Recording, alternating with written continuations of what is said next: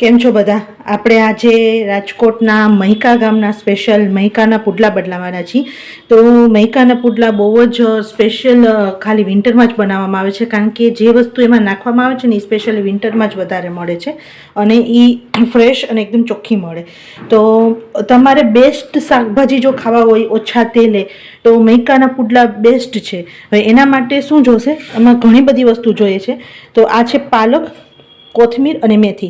જેટલી પાલક લીધી છે એટલી કોથમીર એટલી જ મેથી લીધી છે. એને સરસ પહેલે ધોઈ લેવાનું, ધોઈને કોરા કરી લેવાના, કોરા કરી અને પછી સુધારવાના. હવે પહેલે એક મિક્સિંગ બાઉલમાં આપણે આ બધી વસ્તુ લઈ લઈશું. અત્યારે તમને એવું લાગશે કે આ ક્વોન્ટિટી ખૂબ જ વધારે છે, પણ તમે જ્યારે વિડીયો આખો જોશો ને અને કેવી રીતે બનાવવાનું છે એમાં નાની નાની ટિપ્સ છે એ આખો જોશો ને તો તમને ખ્યાલ આવશે કે બહુ જ એકદમ સરસ રીતે બને છે.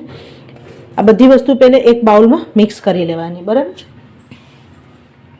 હવે એટલા જ ભાગમાં લીલી ડુંગળી, લીલું લસણ, એના બે સફેદ અને ગ્રીન પાન, બે આદુનું છીણ કરેલું છે, મરચાં નિકટકી કરેલી છે, એ પણ આની અંદર બધી વસ્તુ નાખી દેશું.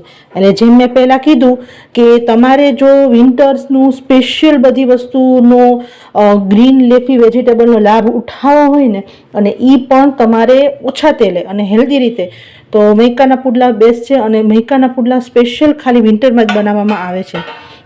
જો તમને અત્યારે એવું લાગશે કે કેટલું છલોછલ ભરેલું છે, પણ હજી તમે આગળ પ્રોસેસ જોશો ને એટલે તમને એનો આઈડિયા આવશે. હવે એમાં આપણે મસાલા કરવાના છે. મસાલા હંમેશા પુડલા કરતા હોય ને ઘણી વખત આપણે શું કરીએ, લોટ ને પછી ઉપર આપણે મસાલા કરીએ તો ઘણી વખત મસાલા પ્રોપર ભળે નહીં. તો હંમેશા મસાલા છે ને જે આપણે વસ્તુ નાખતા હોય એની અંદર વેજીટેબલ એની ઉપર કરવાના. તો પહેલાં આપણે નાખશું હિંગ. હિંગ થોડી ચડિયાતી નાખવી, હળદર ચપટી, મરચું તમારે કેટલું તીખું ખાવું છે ને એ પ્રમાણે નાખવાનું છે. 1 ચમચી જેટલું ધાણા જીરું પાવડર, આપણે 1 ચમચી જેટલો ચાટ મસાલો નાખીએ છીએ જેનો ચટપટો સ્વાદ આવશે તમને. 1 ચમચી મરી પાવડર, તાજો આપણે ખાંડેલો મરી પાવડર એ નાખશું. મીઠું નાખશું ટેસ્ટ પ્રમાણે. મીઠું અત્યારે થોડુંક માપસર નાખું, પછી આપણે જરૂર લાગે ને તો ફરીથી આપણે ટેસ્ટ કરી અને બધું આપણે કોઈ પણ મસાલો નાખી શકીએ. હવે આને આવી રીતે બધા મસાલાને છે ને બધા વેજીટેબલ સાથે ચોળવવાનું શું કારણ? એક તો ગ્રીન જેટલા વેજીટેબલ હોય, લીફી વેજીટેબલ, એનું ખુદનું પાણી હોય એટલે એ પાણી છૂટે અને ભેગો મસાલો પણ સરસ આની ઉપર કોટિંગ આવી જાય. એટલે તમારે જ્યારે તમે આવી રીતે બનાવો ને એટલે એકદમ પ્રોપર ટેસ્ટ આવે મસાલાનો અને બધાનો. જો તમે ખાલી લોટ સાથે ઉપર મસાલા નાખશો ને અને ખાલી સીધું પુડલાનું બેટર બનાવો ને તો એનો કોઈ દિવસ સારો ટેસ્ટ ન આવે. અને પ્રોપર આની મેથડ આ જ છે. તમે મહિકાના પુડલા તમે આવી રીતે જ બનાવવામાં આવે છે. પહેલે બધા વેજીટેબલ સાથે મસાલો ચોળવાનો. હવે તમે આ તમને દેખાશે કે કેટલી ક્વોન્ટિટી હતી અને એનાથી અડધી થઈ ગઈ. જુઓ, તમને નજીકથી બતાવું. હવે આને છે ને 10 મિનિટ માટે એમને રહેવા દેવાનું, એટલે જેટલું આપણે પાણી છૂટે ને એટલું એની મેળે છૂટી જાય. ફ્રેન્ડ્સ, આપણે 10 મિનિટ થઈ ગઈ છે અને જેટલું આપણે પાણી છૂટવું હોય ને જો એટલું છે ને છૂટી જાય અને સરસ એકદમ લચકા પડતું સરસ આપણે થઈ જાય ભાજી આપણી. જુઓ કેટલી ક્વોન્ટિટી હવે તમે જુઓ ઓછી થઈ જાય. હવે જો તમે આવી રીતે મસાલો ન ચોળો ને અને એમને સીધું લોટ ને બધું પાણી મિક્સ કરો ને એટલે એ થોડીક વાર રેસ્ટમાં પણ એટલું બધું ઢીલું ઢીલું થવા માંડે, પાણી છૂટવા માંડે કે તમારે એકદમ રનિંગ કન્સિસ્ટન્સી થાય અને તમારે સરસ પુડલા ન થાય. તો જો તમે આ ટ્રીક નાની નાની અપનાવશો ને તો તમારા મહિકાના પુડલા એકદમ સરસ થશે. હવે એની અંદર આપણે 2 કપ ચણાનો લોટ નાખવાનો છે. હવે આ પુડલામાં લોટનું પ્રમાણ ઓછું હોય અને જે વેજીટેબલ જે ભાજી છે ને ગ્રીન લીફી એ પ્રમાણ વધારે હોય. એટલે પહેલાં આ 1 કપ અને બીજો કપ આ આપણે આવી રીતે માપીને લીધો હતો. હવે એમાં આપણે 2 ચમચી જેટલો રવો નાખશું. અને આપણે ઘણી વખત જોઈએ ચણાના પુડલા છે ને, ચણાના લોટના પુડલા થોડાક ડ્રાય થઈ જાય છે એટલે એ ડ્રાયનેસ ઘટાડવા માટે એની અંદર 3 ચમચી જેટલું આપણે દહીં નાખશું. અને હવે પહેલાં આના પુડલાને આપણે હાથેથી જ આવી રીતે બેટર બનાવો તો તમને પરફેક્ટ કન્સિસ્ટન્સીનો ખ્યાલ આવે. એટલે પહેલે છે ને આ બધી વસ્તુ દહીં અને લોટને આવી રીતે મિક્સ કરી લેવાનું. પછી આપણે જરૂર લાગે ને એ પ્રમાણે પાણી કરવાનું. હવે આની સાથે સ્પેશિયલ ચટણી પણ ટમેટાની બનાવવામાં આવે છે, એ પણ તમને આગળ જણાવીશ, એ પણ તમને શીખડાવીશ. પણ પહેલાં આપણે સરસ બેટર બનાવી લઈએ. પહેલાં આપણે હાથેથી બધું આવી રીતે લોટને મિક્સ કરી લઈએ. આપણે લોટને બધું મિક્સ કરી લીધું છે, પણ હજી આપણે આ પરફેક્ટ કન્સિસ્ટન્સી નથી. હવે બહુ થોડું પાણી લઈ અને આપણે જે પુડલા માટેનું બેટર થોડું ઢીલું કરશું. આપણે હાથેથી આમ ડ્રોપિંગ કન્સિસ્ટન્સી આવે ને ત્યાં સુધી કરવાનું છે. એટલે બને ત્યાં સુધી બેટર છે ને આવી રીતે હાથે અને થોડું પાણી લેવાનું. બહુ એકી સાથે પાણી લઈ લેશો ને તો પુડલાનું આટલી મહેનત કર્યા પછી તમારું પુડલાનું બેટર બગડી જાય ને તો તમારા પુડલા સારા ન બને. પુડલાનું હું આખો આવી રીતે વિડીયો બેટર બનાવવા માટેનો વિડીયો તમને પ્રોપર એટલે બતાવું છું કે મેઇન એનું બેટર જ છે. જો તમે બેટરમાં થાપ ખાઈ જશો ને તો પુડલા વ્યવસ્થિત ઉતરશે જ નહીં. અને એને ઉતારવાની પણ એક પ્રોપર ટ્રીક છે, એ પણ આગળ જણાવીશ. જો હજી થોડુંક પાણી નાખવાનું રહેશે.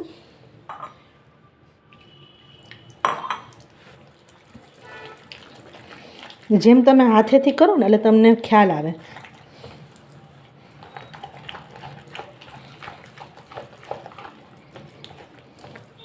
અને હાથેથી કરો એટલે ગઠ્ઠા પણ ન પડે, એટલે એ વાતની પણ ખાસ ધ્યાન રાખવું. હવે પાણીનું પ્રમાણ છે ને ચણાના લોટ અને રવા ઉપર પણ હોય છે, એટલે એ પ્રમાણે પાણી લેવું. પણ હું તમને એનું કેવું એનું કન્સિસ્ટન્સી છે ને એ તમને પ્રોપર બતાવીશ, તો તમને ખ્યાલ આવી જશે કે આ કન્સિસ્ટન્સી હોય ને એટલે પ્રોપર. જો હવે આ થઈ ગયું છે. હવે આરામથી જો આવી રીતે પડે છે, બરાબર. હવે આને 10 મિનિટ માટે રેસ્ટ આપશું, કારણ કે આપણે આની અંદર રવો નાખ્યો હતો ને, એટલે આપણે જરાક ફૂલે ને એનો ટાઈમ આપવો પડશે. અને આપણે 10 મિનિટ આને રેસ્ટ આપી. મીનવાઇલ આપણે ચટણીની હવે તૈયારી કરી લઈએ. ચટણી બનાવવા માટે મેં અહીંયા 5 ટમેટાં લીધા છે. અત્યારે દેશી ટમેટાં આવે છે એટલે મેં દેશી ટમેટાં લીધા છે. જો આપણી પાસે જે રેગ્યુલર ટમેટાં આવતા હોય એ પણ લઈ શકું. તો પહેલાં એના માટે છે ને આવી રીતે ઉપરથી આ પાર્ટ આપણે જે યલો છે ને એ કાઢી નાખીએ બધું. અને પાછળથી આવી રીતે થોડોક આપણે કટ કરી લેશું. આપણે એને બ્લાન્ચ કરવાના છે એટલા માટે આવી રીતે ક્રોસ કરી લેશું. એટલે આપણે બધા આવી રીતે કટ કરી અને સાઈડમાંથી ક્રોસ કરી લેશું. આપણે એક પેનમાં પાણી લીધું છે, એટલે પાણી સહેજ ગરમ થવા આવે ને એટલે આપણે આ ટમેટાં નાખી દેવાના છે. અને ટમેટાં જરાક સોફ્ટ થઈ જાય અને ઉપરની જે સ્કીન હોય ને એ થોડીક નીકળી જાય, અને ત્યાં સુધી એને કૂક કરવાનું છે. લગભગ 5 થી 7 મિનિટમાં ટમેટાં આપણા સોફ્ટ થઈ જશે. જો આપણી ઉપરની સ્કીન છે ને હવે નીકળવા માંડી છે, એટલે હવે આપણે ગેસ બંધ કરી અને ટમેટાને કાઢી લેશું અને થોડીક વાર ઠંડા થવા દેશું. ચટણી વઘારવા માટે એક પેન લીધું છે. પેન હવે ચાલુ કરી દેશું અને એની અંદર થોડુંક તેલ લેશું, 1 ચમચી જેવું. આપણે ટમેટાને જે બ્લાન્ચ કરેલા હતા એ સહેજ ઠંડા થાય એટલે એની સ્કીન કાઢી અને વગર પાણીએ એને ગ્રાઇન્ડ કરી લીધા છે. એટલે હવે વઘાર માટે થોડીક રાઈ લેશું.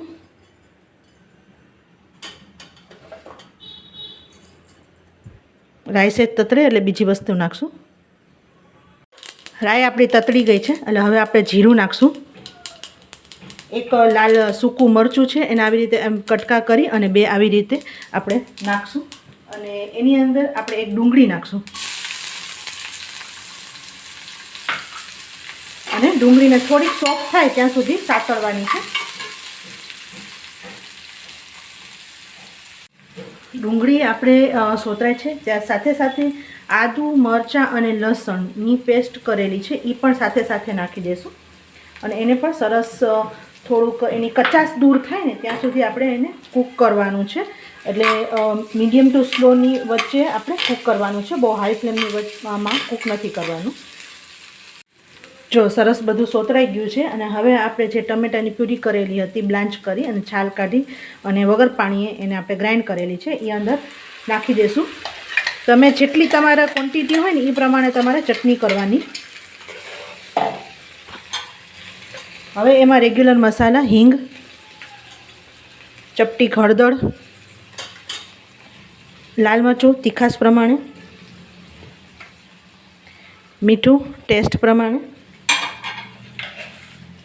અને ટમેટાની બેલેન્સ કરવા માટે આપણે થોડીક ખાંડ નાખશું. અને આ કારણ કે આપણે દેશી આપણું ટમેટાં હતા એટલે ખાંડનું પ્રમાણ થોડુંક વધારે લીધું છે. અને જો તમારે દેશી ટમેટાં ન હોય ને રેગ્યુલર જે આપણે બજારમાં મળે છે એ ટમેટાં લ્યો તો ખાંડનું પ્રમાણ થોડુંક ઓછું લેવાનું. હવે ટમેટાં ઓલરેડી કૂક જ છે, હવે ખાલી આપણે 2-5 મિનિટ માટે જ કૂક કરવાનું છે, થોડી થિકનેસ આવી જાય ત્યાં સુધી. જો આપણી ચટણી રેડી છે, તેલ પણ રિલીઝ થઈ ગયું છે અને સરસ ઘાટી થઈ ગઈ છે. હજી સેટ ઠંડી થાય ને એટલે તરત થોડીક વધારે ઘાટી થઈ જાય તો આપણી ચટણી રેડી છે. તો 10 મિનિટ થઈ ચૂકી છે અને આપણી ચટણી પણ તૈયાર છે અને આપણું બેટર પણ સરસ તૈયાર છે. તો હવે આપણે જોઈ લઈ. જો આ ટાઈમે તમને એવું લાગતું હોય કે જો રવો બહુ પાણી શોષી લીધો છે, મારો થોડુંક આપણે પાણી શોષી લીધો છે, તો 1 ચમચી જેવું આપણે પાણી ઘણું શોષાઈ ગયું છે રવાના હિસાબે, તો 1 ચમચી જેવું પાણી ફરીથી નાખશું. તો આપણે થોડું પાણી નાખીશું, બહુ ઝાઝું નહીં નાખીએ, ને સરખું બેટર કરી લેશું. જેમ મેં પહેલે કીધું કે રવો અને ચણાનો લોટના તમે કયો વાપરો છો ને એના પ્રમાણે પણ પાણીનું મિશ્રણ કેટલું જોઈએ એ તમારે એનું માપ બધાને એક સરખું ન રહીએ. જો હવે પ્રોપર છે. હવે આપણે એક સાઈડ આપણી લોઢી પણ ગરમ કરવા રાખી દઈશું. તો આપણે લોઢી તમે નોનસ્ટિકની યુઝ કરી શકો અથવા તમારા ઘરે લોખંડની પ્રોપર જે ઢોસાની તવાની લોઢી હોય એ પણ યુઝ કરી શકો. તો લોઢી એ આપણી નોનસ્ટિક યુઝ કરી છે. હવે એ સરસ ગરમ થઈ ચૂકી છે. હવે થોડુંક એના ઉપર પાણી આવી રીતે રેડશું એટલે આપણે સરસ નોર્મલ ટેમ્પરેચર ઉપર થઈ જાય અને કિચન આપણે જે નેપકિન હોય એનાથી લૂઈ લેવાનું. હવે આની પાથરવાની પણ એક અલગ રીત છે. તો તમારે જેવડા પુડલા બનાવવા હોય ને એ પ્રમાણે મિશ્રણ લેવાનું અને આને હાથેથી તમારે સ્પ્રેડ કરવાનું છે. આવી રીતે ચમચાથી નથી કરવાનું, આવી રીતે જ પ્રોપર. તમને એવું લાગે કે તમારા કીધે બીક લાગે છે તો જરાક પાણીવાળો હાથ કરી લેવાનો.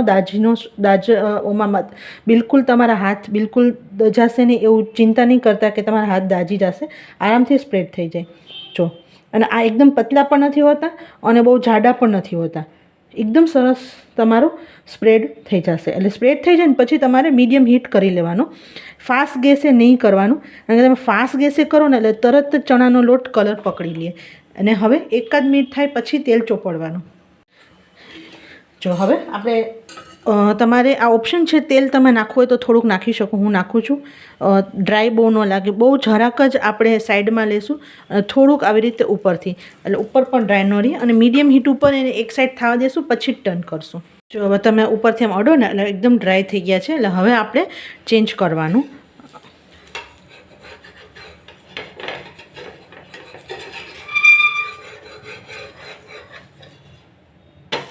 જો સરસ કલર આવી ગયો છે અને બીજી સાઈડ પણ સરસ કૂક કરવાનું, પણ મીડિયમ હીટ ઉપર. બહુ ફાસ્ટ ગેસે કરો ને એટલે ચણાનો લોટ તરત જ બળી જાય અને તમારું પ્રોપર કૂક પણ ન થયું હોય. તો સરસ બીજી સાઈડ પણ સરસ કૂક કરી લેશું. જો સરસ બે સાઈડ સરસ થઈ જાય ને એટલે કાઢી લેવાના. અને આ પુડલા છે ને ઠંડા થઈ ગયા પછી પણ ચવડ નહીં થાય, કારણ કે એની અંદર આપણે દહીં નાખ્યા છે, ભાજીનું પ્રમાણ વધારે છે. અને બીજું કે જેને બહુ ભાજી ભાવતી હોય અને શિયાળામાં આપણે ઘણી વખત ભજીયા બહુ બનાવતા હોય, કારણ કે મેથી પાલક બધું આવતું હોય, અને જે લોકો હોય જેને ભજીયા પણ ભાવે છે ને હેલ્ધી ખાવું છે, તળેલું નથી ખાવું, તો આ એના માટે બેસ્ટ રેસીપી છે. તમને ભજીયાની બિલકુલ તમને યાદ નહીં આવે, એટલું સરસ અને પ્લસ હેલ્ધી. જો બીજી સાઈડ પણ સરસ થઈ ગયું છે. હવે આપણે કાઢી લઈએ. આપણે મૈકા ગામના સ્પેશિયલ પુડલા, મૈકાના પુડલા અને આપણે ચટણી જે બનાવી એ પણ રેડી છે. ફ્રેન્ડ્સ, એક વખત જરૂર બનાવજો. ગમ્યું હોય તો પ્લીઝ લાઇક, શેર અને સબસ્ક્રાઈબ કરી દેજો. અને સબસ્ક્રાઈબ કરી અને ઓલ દબાવી દેજો, જેથી આવનારા બધા વિડીયોની નોટિફિકેશન તમને મળતી રહે અને તમે બધા વિડીયો તમે જોઈ શકો. અને જે લોકો નવા સબસ્ક્રાઈબર છે એ જૂના વિડીયો જોઈ લેજો, તો તમને એમાંથી નવી નવી રેસીપીના આઈડિયા મળે. આવજો.